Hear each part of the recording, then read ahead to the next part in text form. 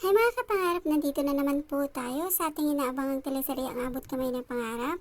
Dahil sa panggigigil ni Giselle sa kay Morgana, kung kaya't naglano ito ng paghigante kay Morgana at gusto niya ito mapahiya sa social media, kung kaya't ginawa niya ito ng plano at pinadala niya ito ng kunwari free sa spa.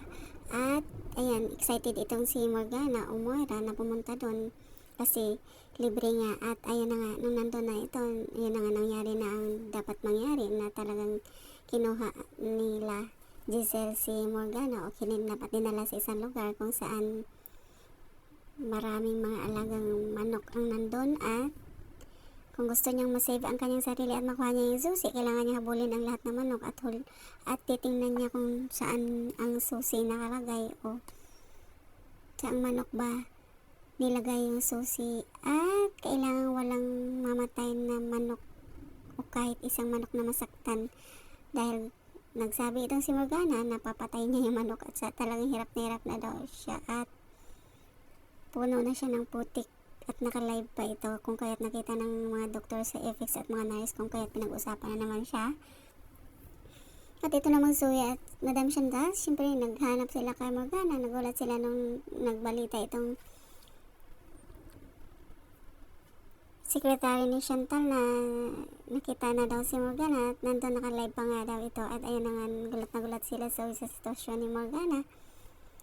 Pati na din itong si Chantal. At itong mga doktor at nurses naman, nagulat si Doc Annalyn dahil bakit ayun nakatutok sa cellphone. Nang tiningnan niya ito, nakita niya si Moira na ayun nga ang sitwasyon niya. Nagsasalita itong si Giselle, pero syempre may change voice, kung kaya voice changer, kung kaya hindi nila malalaman kung sino yung nagsasalita. At narinig ni Annalyn dun sa mga sinabi ni Giselle, ang isa sa mga binitawang salita nito nung time na nag-uusap sila, kung kaya't nagduda ito na si Tita Giselle niya yun. At ayun na nga guys, ito namang sila Dr. RJ at Lynette, hindi makapaniwala.